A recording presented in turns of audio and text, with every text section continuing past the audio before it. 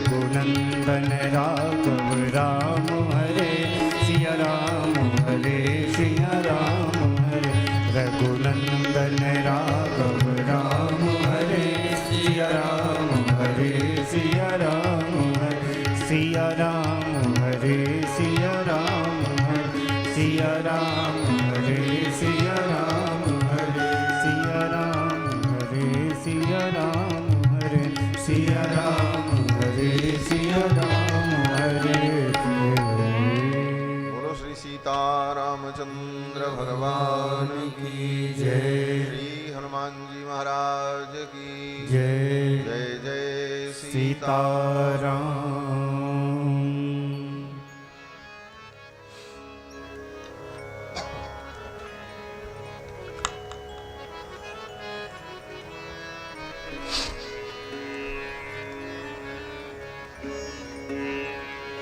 परमाध्यक्ष अनंत कोटि ब्रह्मांड नायक सर्वेश्वरेश्वर पुराण पुरुषोत्तम भगवान श्री सीतारामचंद्र जी, भगवान की कथा के सुरसिक श्रोता आंजनेय श्री हनुमंत लाल जी महाराज, जिनकी भावमयी उपस्थिति भगवान की कथा में सर्वदा सर्वत्र विद्यमान रहती है। इस पवित्र श्री लक्ष्मण बाग संस्थान के पूज्य आचार्य चरण इस कथा में सर्वविध सहयोग एवं सेवा प्रदान करने वाले श्री राजेंद्र शुक्ल जी, पूर्व मंत्री, सपरिवार सपरिकर श्री लक्ष्मण बाग संस्थान के धर्माधिकारी श्री दीनानाथ शास्त्री जी, श्री राजेश पांडे जी, यहाँ के समस्त मान्य विशिष्ट व्यक्तित्वगण, हमारे तीर्थराज प्रयाग से पधारे श्री सुमनदास जी महाराज, तीर्थराज प्रयाग के फलाहारी मठ के पूज्य आचार्य चरण संत चरण, मंच पर विराजमान समस्त आचार्य वृंद संत वृंद, दूर दूर से आए हुए श्रद्धालु श्रोता बंधुओं, धर्मानुरागी सज्जनों, श्रद्धामयी माताओं, भगवान श्री सीतारामचंद्र जी की मंगलमयी करुणा के फलस्वरूप विगत 8 दिनों से भगवान की पावन सन्निधि में विराजमान होकर भगवान की कथा गंगा में हम सभी लोग अवगाहन कर रहे हैं। ये महत सौभाग्य, अनेक जन्मों के पुण्य का ये परम फल है। एवं संसृत चक्रस्थे भ्राम्यमाणे स्वकर्मभिः जीवे दुःखाकुले विष्णोः कृपा काप्युपजायते। एवं संसृति चक्रस्थे, इस संसृति चक्र में, इस संसार चक्र में भ्राम्यमाणे स्वकर्म भी, अपने कर्मों के परिणाम स्वरूप भ्रमण कर रहे जीव को देखकर भगवान को जब करुणा आती है तो उसी करुणा के फलस्वरूप जीव को सत्संग की प्राप्ति होती है और सत्संग में आकर अपने स्वरूप का, परमात्मा के स्वरूप का, परमात्मा की प्राप्ति के साधन स्वरूप का, परमात्मा की प्राप्ति के फल स्वरूप का और परमात्मा की प्राप्ति में जो बाधक तत्व हैं इस स्वरूप का, इन 5 स्वरूपों का जीव को ज्ञान प्राप्त होता है। इसी को हमारे श्री वैष्णव संप्रदाय में अर्थ पंचक कहा गया। अर्थ पंचक तत्वज्ञाः पंच संस्कार संस्कृताः आकारत्रय संपन्नाः महाभागवत स्मृतः। महाभागवत किसे कहते हैं? वैष्णव किसे कहते हैं? ये सीधा तिलक लगा लिया और तुलसी की माला पहन ली और किसी वैष्णव संप्रदाय के आचार्य से दीक्षित हो गए, इतनी ही वैष्णवता का लक्षण नहीं है। वैष्णव किसे कहते हैं? तो आचार्य चरण कहते हैं कि अर्थ पंचक तत्वज्ञा, जिसको अर्थ पंचक का तत्व ज्ञान हो, अर्थ पंचक के तत्व ज्ञान से संपन्न हो। अर्थ पंचक तत्वज्ञा पंच संस्कार संस्कृता, और 5 संस्कारों से संपन्न हो, और 3 अकार अनन्य शेषत्व, अनन्य भोग्यत्व और अनन्यार्हत्व, इन 3 अकारों के ज्ञान से संपन्न हो, उसको महाभागवत कहते हैं, उसी को वैष्णव कहते हैं। वही भगवान का परम भक्त है।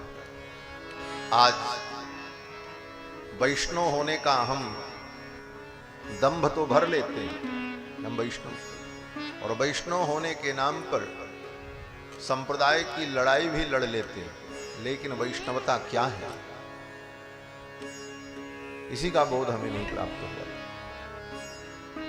वैष्णव का कर्तव्य क्या है, वैष्णव का स्वरूप क्या है? श्री वाह, बोलो श्री सीतारामचंद्र भगवान की जय। महाराज पुष्पराज सिंह जी के चिरंजीवी दिव्यराज सिंह जी, बोलो श्री सीतारामचंद्र भगवान की जय। आपका स्वागत, अभिनंदन। मैं निवेदन कर रहा था कि वैष्णव 2 प्रकार के होते। वैष्णवाः द्विविधा प्रोक्ताः बाह्याभ्यंतरमेव च। वैष्णव 2 प्रकार के होते, एक बाहर से एक भीतर से। बाह्याभ्यंतरमेव च, बाह्यस्तु शंख चक्राभ्याम अंतरतो वीतरागतः। बाह्य वैष्णव कौन है? जिसने वैष्णव के चिन्ह को तो धारण कर लिया, तिलक धारण कर लिया, शंख चक्र धनुष बाण की छाप लगा ली, तुलसी की माला पहन ली, बाह्य वैष्णव तो हो गया। लेकिन अंतर वैष्णव कहते हैं, अंतर वैष्णवता तब होगी बोले जब वीतरागतः। और वीतराग होने के लिए अर्थ पंचक तत्व ज्ञान, आकार त्रय का ज्ञान, इसकी संपन्नता जब होगी तभी वैष्णवता दृढ़ होगी। सारे शास्त्रों में पुराण से लेकर वेद पर्यंत, पुराण से लेकर वेद पर्यंत जितने शास्त्र हैं, सभी शास्त्रों में एक मत से भगवान की ही महिमा का वर्णन किया गया है। सभी शास्त्र एक कोटि के भी नहीं हैं। शास्त्रों में बलाबल का विचार किया जाता है, किस शास्त्र का कितना बल है। हम आज केवल आपको सूत्र सब बता रहे हैं। शास्त्रों के बलाबल का विचार किया जाता है। सब शास्त्रों का प्रामाण्य एक समान नहीं होता। जैसे लोअर कोर्ट का डिसीजन तब तक मान्य है जब तक हाई कोर्ट का डिसीजन ना आ जाए। हाई कोर्ट ने उसके विपरीत अगर कोई डिसीजन दे दिया तो लोअर कोर्ट का डिसीजन अमान्य होगा। और हाई कोर्ट से ऊपर सुप्रीम कोर्ट, सुप्रीम कोर्ट ने जो कह दिया उसके विपरीत लोअर कोर्ट, हाई कोर्ट की कोई बात स्वीकार नहीं की जाएगी। उसी प्रकार शास्त्रों में सुप्रीम कोर्ट अगर है तो वो वेद है। वेद सुप्रीम कोर्ट। वेद के विरुद्ध अगर पुराण में कोई बात लिखी है तो वो पुराण की बात नहीं मानी जाती, चाहे वेद व्यास ने ही क्यों न लिखा। अब इन बातों को जो लोग नहीं जानते वो कहते हैं फला पुराण में तो ये लिखा। अरे क्या लिखा है, क्यों लिखा है, उसका कितना बलाबल विचार है, तब तत्व का निर्णय होता। तत्व के निर्णय में सब बातें प्रमाण नहीं होती। तो सर्वोपरि प्रमाण वेद होता है। और वेद के बाद स्मृतियां, जिसको धर्मशास्त्र कहा जाता है, 18 स्मृतियां। और तीसरे नंबर पर इतिहास, रामायण और महाभारत।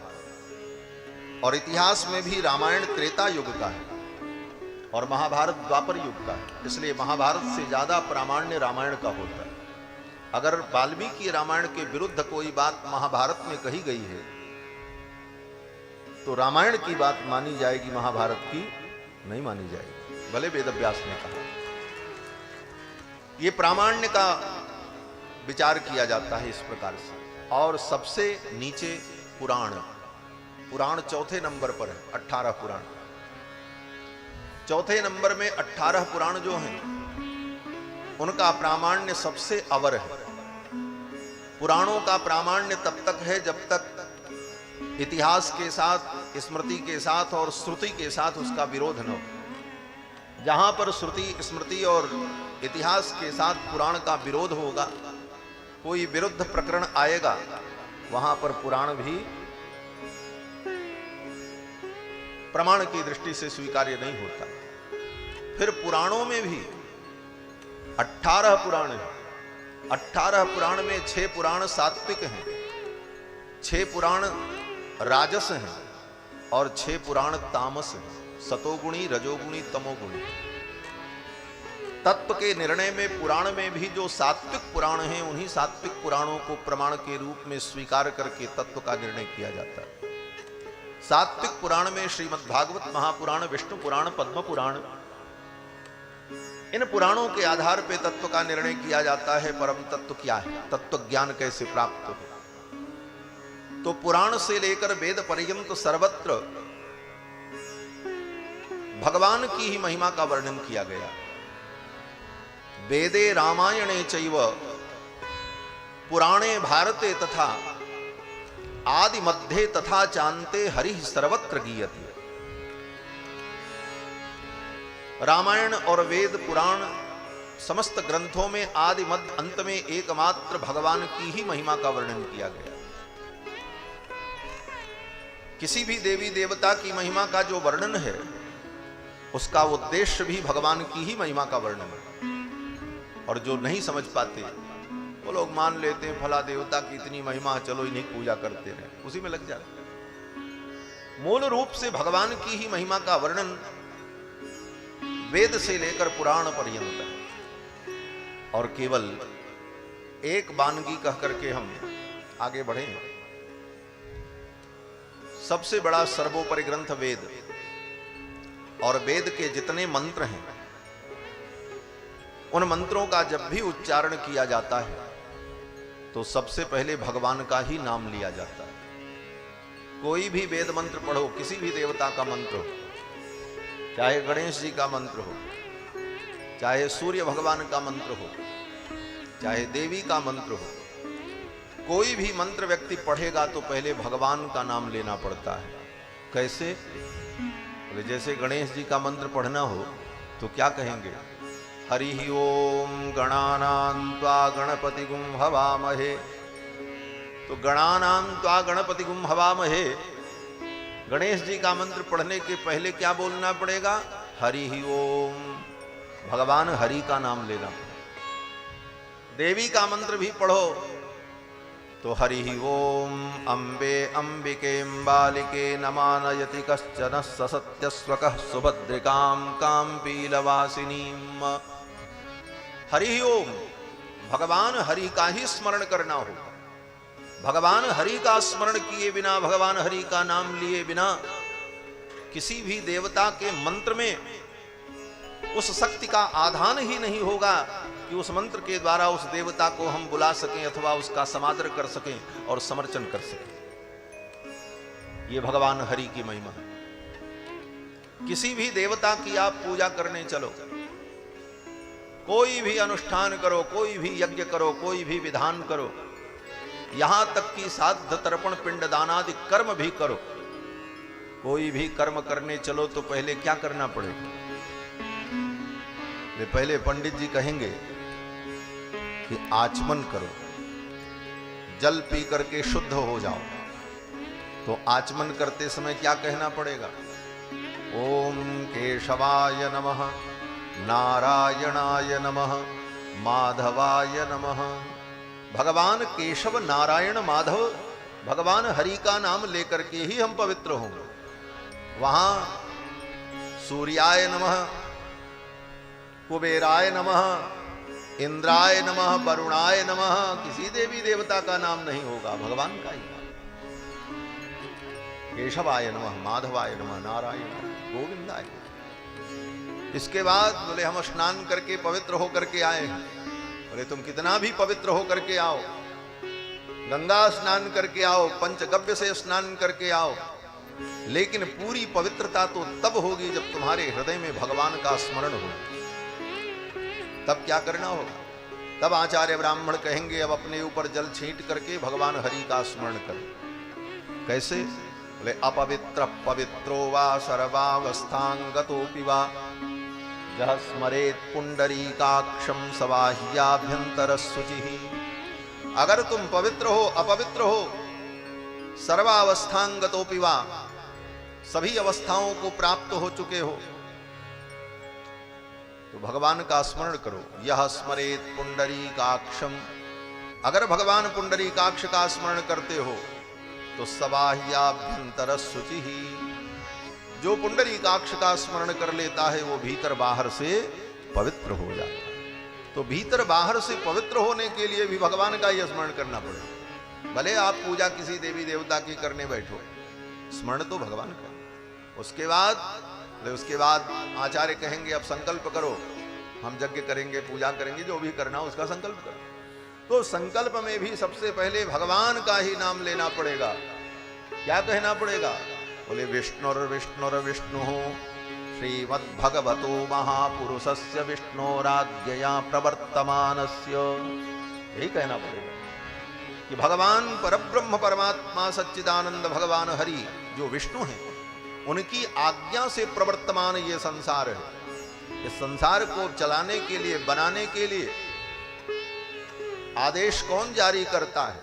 इंद्र करते हैं कि वरुण करते हैं कि ब्रह्मा करते हैं? कहते हैं कोई नहीं करता, भगवान के आदेश से संपूर्ण सृष्टि संचालित होती है। विष्णोर आज्ञया प्रवर्तमानस्य, भगवान विष्णु की आज्ञा से प्रवर्तमान ये संसार है। तो भगवान का स्मरण करके और तब हम यज्ञादि कर्मों को प्रारंभ करते हैं और बड़े से बड़े यज्ञ कर लें, अनुष्ठान कर लें, पूजन कर लें, कोई न कोई कमी रह जाती है।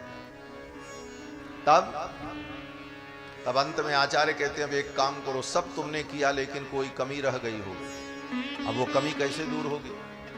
तो कहते हैं भगवान का नाम ले लो, भगवान के स्मरण से ही कमी दूरी हो। तब अंत में क्या कहेंगे? यश स्मृत्या च नामोक्त्या तपो यज्ञ क्रियादिषु न्यूनम संपूर्णताम याति सद्यो वंदे तमच्युतम। भगवान अच्युत का नाम लेकर, भगवान हरि का नाम लेकर के ही स्मरण करके यज्ञ की न्यूनता को हम पूर्णता में परिणत करते हैं। यस्य स्मरण मात्रेण न्यूनता पूर्णता में बदल जाती है। तो सारे कर्मों में, सारे विधानों में भगवान की ही महिमा का वर्णन। वेदों में भी भगवान के स्वरूप का उपनिषद में वर्णन किया। परमात्मा कौन, ब्रह्म कौन? तो पहले तो ऐसे ही बताया कि जिससे सृष्टि उत्पन्न हुई वो भगवान, जो पालन कर रहे हैं वो भगवान, जो आदि में थे वो भगवान, जो अंत में रहेंगे वही भगवान। लेकिन वो भगवान कौन है, उनका नाम क्या है? कुछ स्पष्ट करो। तो पुरुष सूक्त में कहा कि पुरुष एवेदम सर्वम जद्भूतम जच्च भव्यम, ये सब कुछ जिन पुरुष परमात्मा से उत्पन्न हुआ, बोले वो कौन है, उनका कोई नाम ओम हो? बोले साहब उन्हीं से पैदा हुए। ब्राह्मणोस्य मुखमासीत बाहु राजन्यकृतः, ब्राह्मण उनके मुख से उत्पन्न हुआ, क्षत्रिय भुजाओं से उत्पन्न हुए इत्यादि। बोले नाम बताओ भाई, वो है कौन? तब वेदों ने आकर के स्पष्ट कर दिया आगे कि वो कोई और नहीं है, लक्ष्मी के पति भगवान श्री हरि हैं। किस मंत्र से? बोले श्रीश्चते लक्ष्मीश्च पत्न्यावहोरात्रे पार्श्वे नक्षत्राणि रूपमस्विनौ। श्रीश्चते लक्ष्मीश्च पत्न्यौ, श्री और लक्ष्मी, श्री देवी और भूदेवी जिनकी पत्नी है वे भगवान हैं, वे परमात्मा हैं, वे परब्रह्म हैं, सच्चिदानंद हैं और वही परम तत्व। और फिर स्मृतियों में भी सबसे प्रधान स्मृति मनुस्मृति। मनुस्मृति के प्रारंभ में मनु जी महाराज कहते हैं आपो नारा इति प्रोक्तः आपो वै नरसूनवः। नार माने जल, और उस नार में जल में जो शयन करे, जिसका अयन हो, उसको कहते हैं नारायण, और वे नारायण ही परम तत्व है। ये स्मृति ने कहा। फिर स्मृति के बाद चौथा और तीसरा प्रमाण इतिहास। इतिहास में भी श्रेष्ठ इतिहास रामायण, जिसकी कथा हम सभी लोग सुनते। इस रामायण में भी बार बार महर्षि वाल्मीकि ने यही कहा कि अर्थितो मानुषे लोके जज्ञे विष्णु सनातन।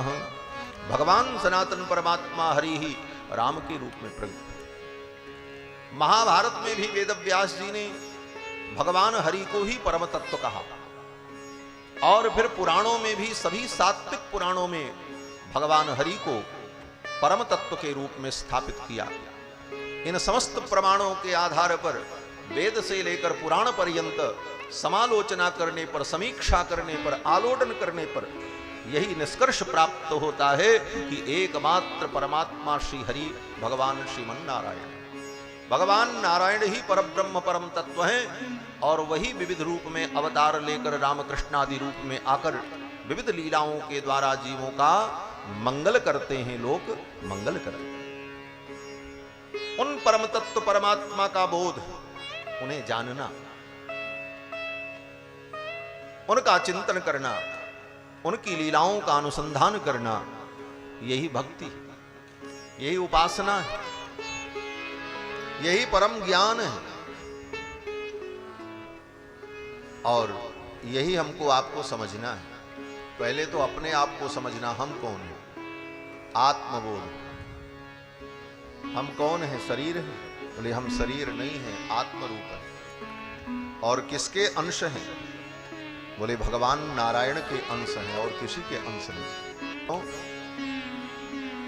बोले नारायण के अंश हैं, इसीलिए हमारे शरीर में नारायण के ही चिन्ह अंकित हैं। दुनिया के किसी कोने में कोई मानव पैदा हो, अगर वो मनुष्य है तो उसकी उंगलियों में शंख चक्र के ही चिन्ह बने रहते हैं। खड्ग का चिन्ह नहीं बनता, त्रिशूल का चिन्ह नहीं बनता, डमरू नहीं बनता।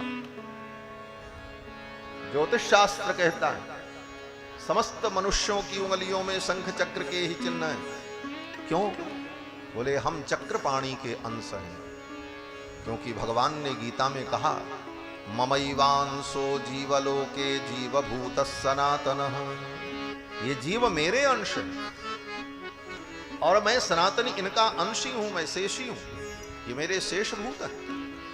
तो हम परमात्मा के अंश हैं, हम परमात्मा के दास हैं।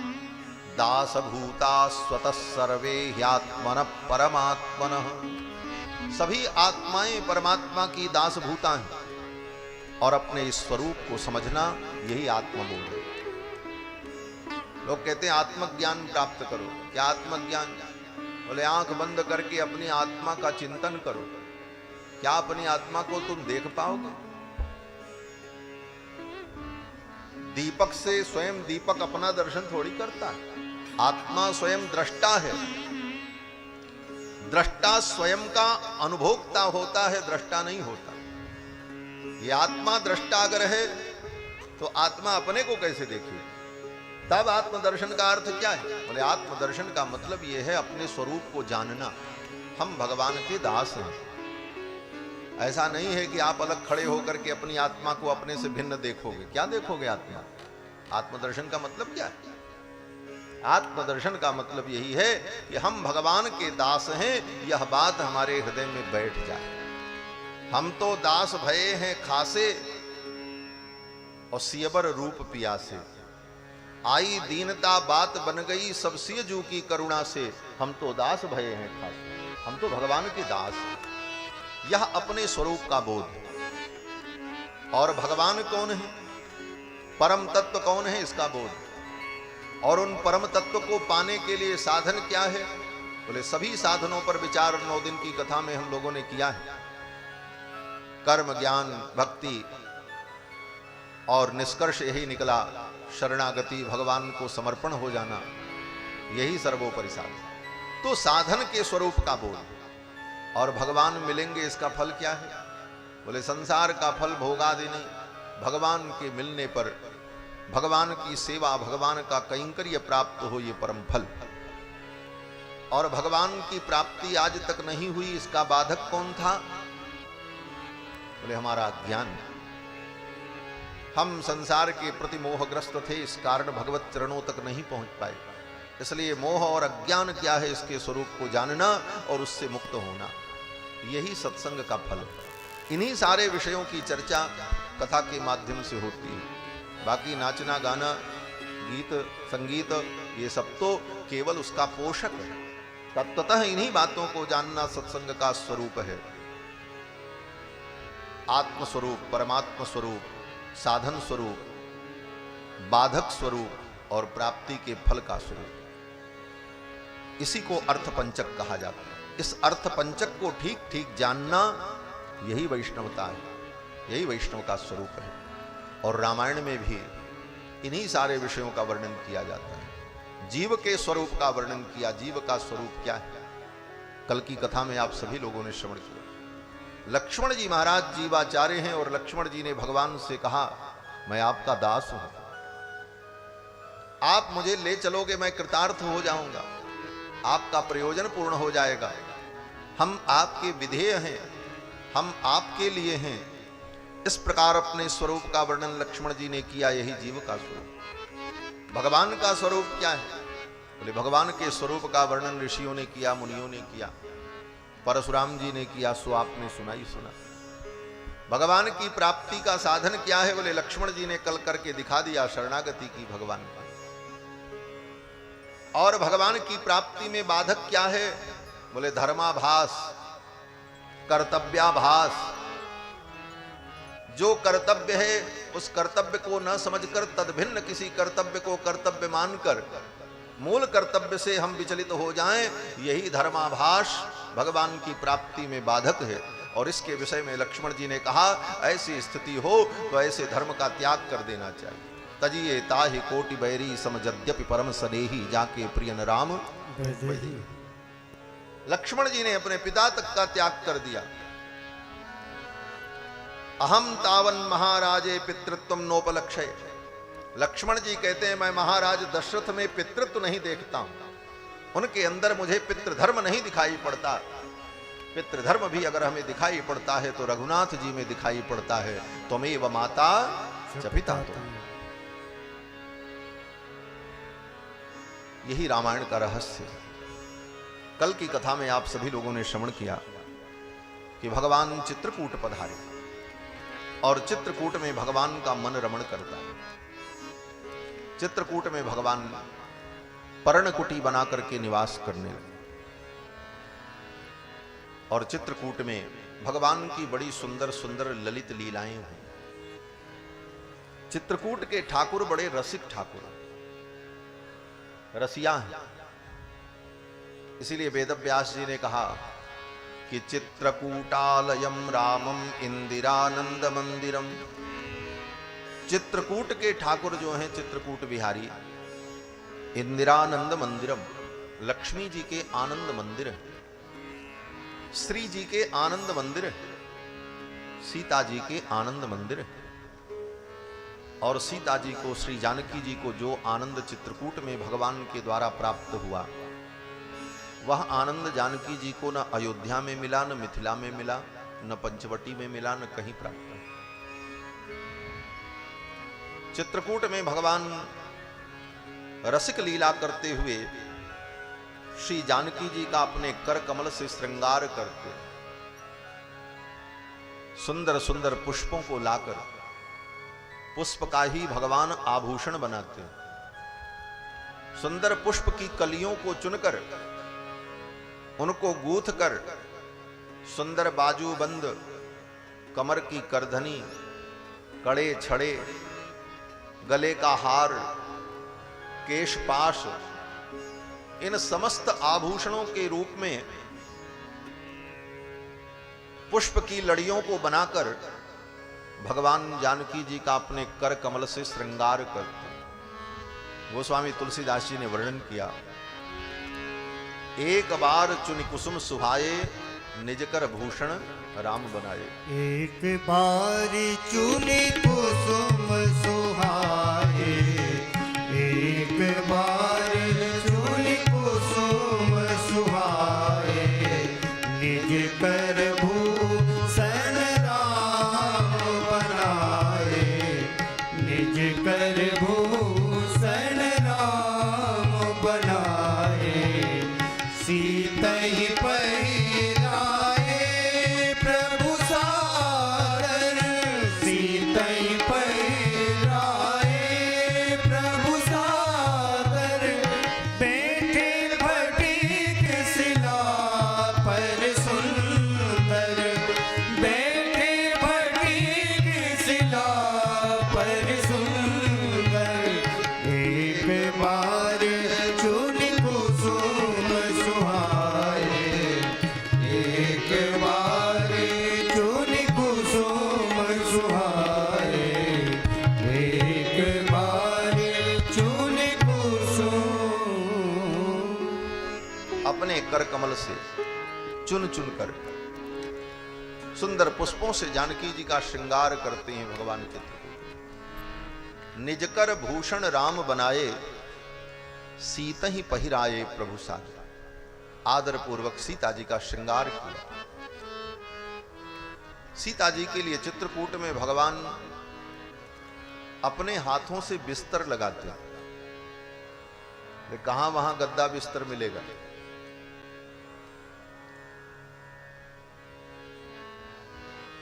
तो पेड़ के पत्तों को तोड़कर, कोमल कोमल पत्तों को तोड़कर, नए नए पत्तों को, और एक एक पत्ते को सजा सजा कर ऐसा सुंदर बिस्तर बनाते हैं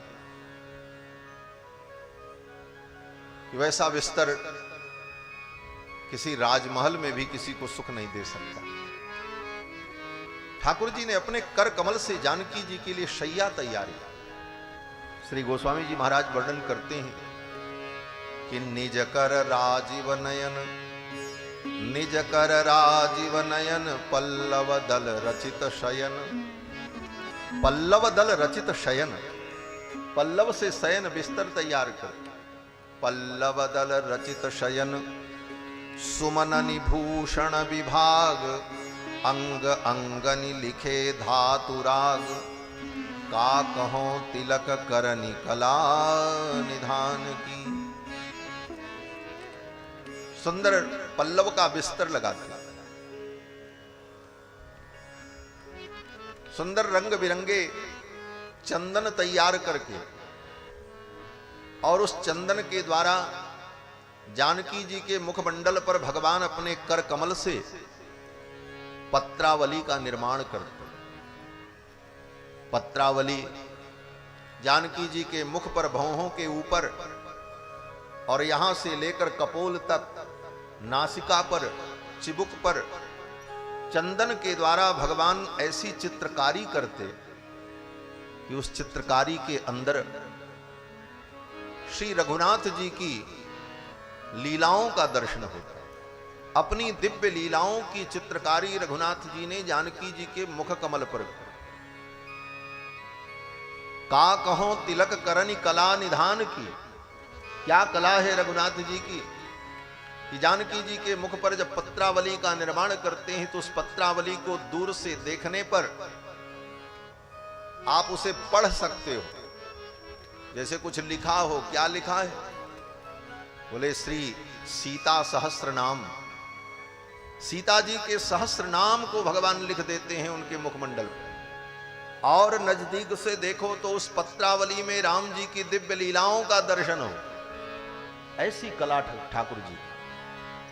इसीलिए श्री जानकी जी चित्रकूट के इस सुख को कभी भूल नहीं पाए। लंका में श्री हनुमान जी महाराज जब पहुंचे तो जानकी जी ने हनुमान जी से यही कहा है कि हनुमान, प्रभु के चरणों में निवेदन करना कि सीता आज भी उस सुख को भूल नहीं पाई। चित्रकूट में आपने अपने कर कमल से जो मेरे मुखमंडल पर तिलक किया था, मनस्शिलायास तिलकम किल स्मर्तुमर्हति। मनस्शिलाया तिलकम, मनस्शिला के द्वारा सुंदर चंदन तैयार करके मेरे मुखमंडल पर उन्होंने जो तिलक किया, जो पत्रावली बनाई, आज तक मैं उसे भूल नहीं पाई। तो चित्रकूट में ठाकुर जी बड़े रसिक हैं और जानकी जी का दिव्य श्रृंगार करते हैं। और ऐसे सुकुमार क्षण में इंद्र का पुत्र जयंत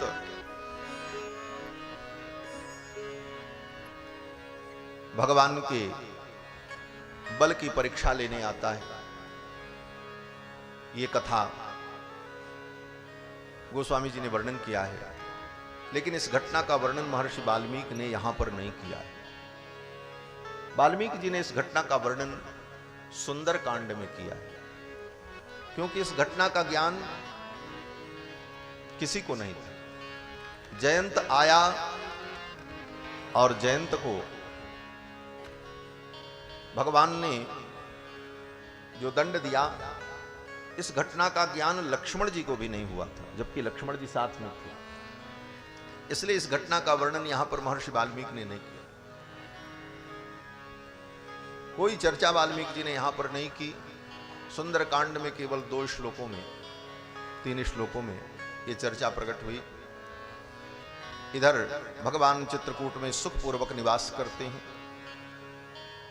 सुमंत जी लौट करके अयोध्या आए। अयोध्या सुमंत जी जब लौट करके आए और श्री दशरथ जी को वृत्तांत सुनाया, दशरथ जी वियोग में बड़े दुखी हुए और दशरथ जी ने सोचा अब तो मेरा जीवन नहीं रहेगा। दशरथ जी ने पूछा, मेरे राम ने क्या कहा? सुमंत ने कहा, राम ने यही कहा है कि पिताजी चिंता नहीं करेंगे, 14 वर्ष की अवधि कोई ज्यादा नहीं होती, मैं लौट करके आ जाऊंगा। 14 वर्ष बीतते समय नहीं लगेगा, मैं आ जाऊंगा और फिर पिता के चरणों में प्रणाम करूंगा। दशरथ जी ने कहा, मेरे लक्ष्मण ने क्या कहा? सुमंत जी चुप हो गए। सुमंत ने कहा, महाराज, लक्ष्मण ने क्या कहा है ये मैं नहीं बता सकता। लेकिन क्यों? सुमंत ने कहा, प्रभु श्री राम ने मुझे अपनी शपथ दिलाई है कि हे मंत्रीवर्य, लक्ष्मण ने जो कहा ये पिताजी से मत कहना, मुझे अपनी कसम दे दी, इसलिए मैं आपसे नहीं कह सकता। दशरथ जी महाराज ने सुमंत के मुख पर हाथ रख दिया और कहा, अब मैं सुनना भी नहीं चाहता। अगर मेरे राम की शपथ खाई है तुमने तो उस शपथ की लाज रखो, मैं तुम्हारे मुख से नहीं सुनना चाहता। लेकिन मेरे लक्ष्मण ने क्या कहा है ये मुझे मालूम है। क्या कहा होगा? दशरथ जी ने कहा कि मेरे लक्ष्मण ने यही कहा होगा कि जाओ, जाकर के पिताजी से कह देना कि 14 वर्ष बीतने के बाद मैं लौट करके अयोध्या आऊंगा तो एक एक चीज का हिसाब करूंगा, सारा हिसाब लूंगा। यही मेरे लक्ष्मण ने कहा होगा। लक्ष्मण ने यह भी कहा होगा कि दशरथ जैसे निर्दय पिता का मैं त्याग करता हूं, ऐसे पिता को मैं पिता नहीं मानता। यही लक्ष्मण ने कहा होगा। सुमंत मैं जानता हूं लक्ष्मण ने क्या कहा होगा, मैं सब जानता हूं। लेकिन हे सुमंत, अब मुझे संतोष है। किस बात का संतोष? दशरथ जी कहते, मुझे इस बात का संतोष है कि अब मैं सुखपूर्वक अपने प्राणों का त्याग कर सकूंगा। अब मुझे कोई चिंता नहीं। लक्ष्मण जैसा सेवक मेरे राम के साथ है, इसलिए मेरे राम को किसी भी प्रकार का कोई कष्ट नहीं होगा।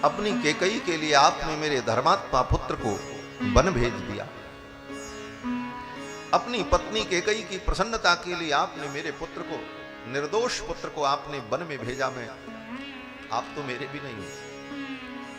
और द्वितीय गति जो पुत्र होता है, रामश्च वनमाहितः, और मेरे पुत्र राम को भी आपने वन में भेज दिया।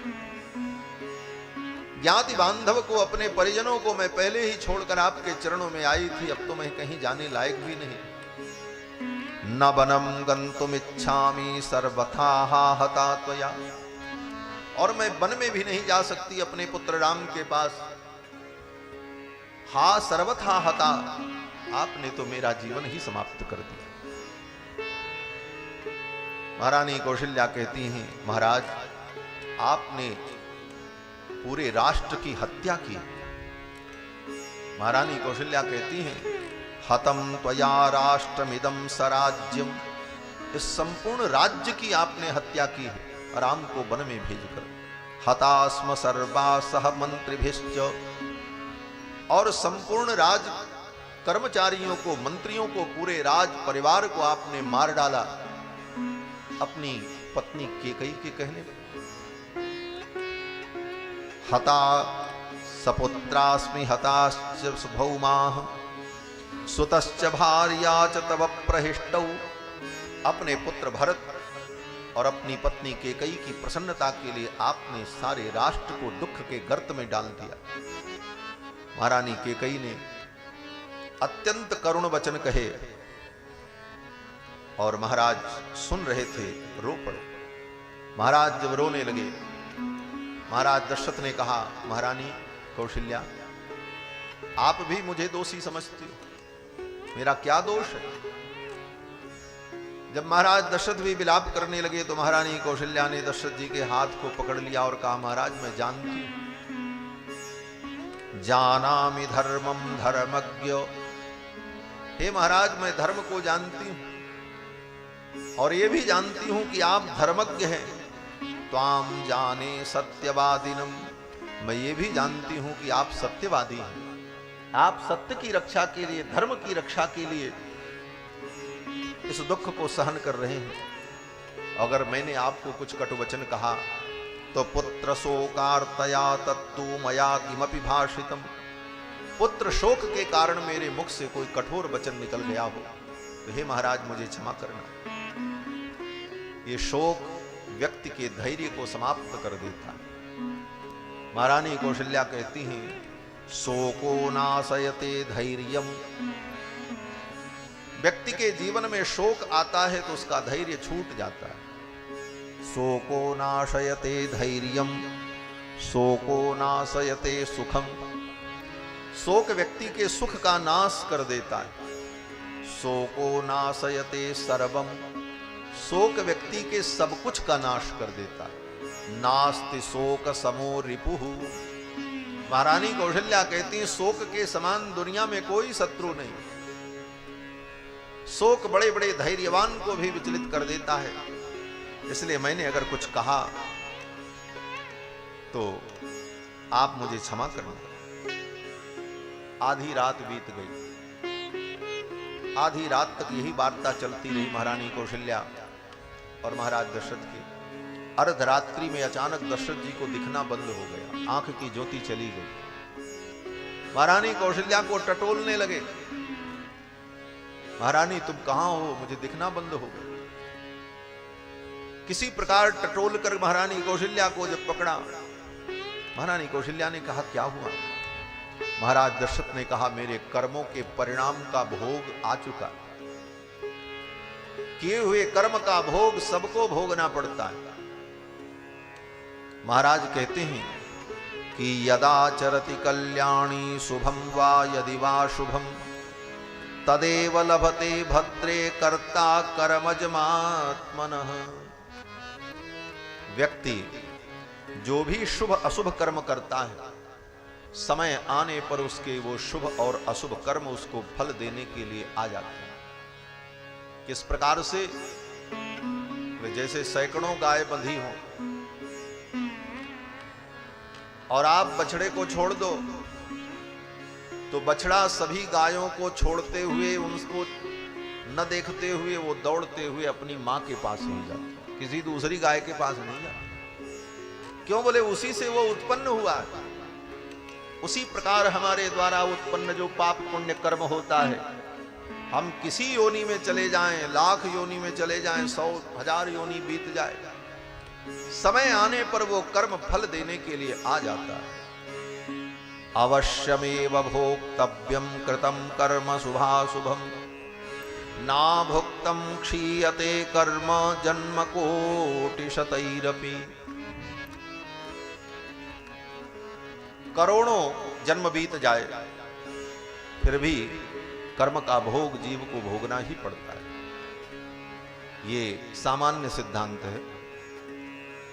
आगे और सी बहुत सारी बातें हैं, नहीं तो हमारे मंत्री जी कहेंगे आज स्वामी जी को सवेरे दूसरा प्रवचन कर रहे थे हमारे घर में, यहां कोई दूसरा बता रहे हैं। अगर भगवान की शरणागति नहीं किया, आत्मसमर्पण उसने नहीं किया है, तब तो कर्मों का भोग भोगना ही पड़ता। और अगर समर्पण उसका है तो फिर सारे कर्म उसके भगवान के द्वारा निवृत्त कर दिए जाते। वो एक अलग विषय है, वो स्वतंत्र विषय है, चर्चा का विषय है। यहां पर सामान्य सिद्धांत की बात कर रहे हैं दशरथ जी, जो सामान्यतया नियम है।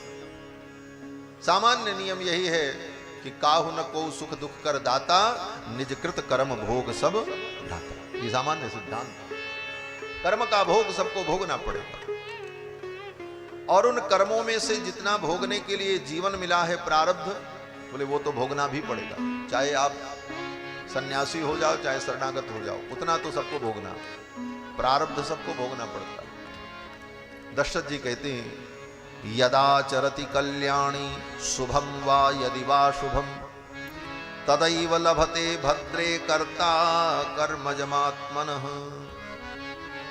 और हे महारानी, मेरे कर्मों के भोग का समय आ गया।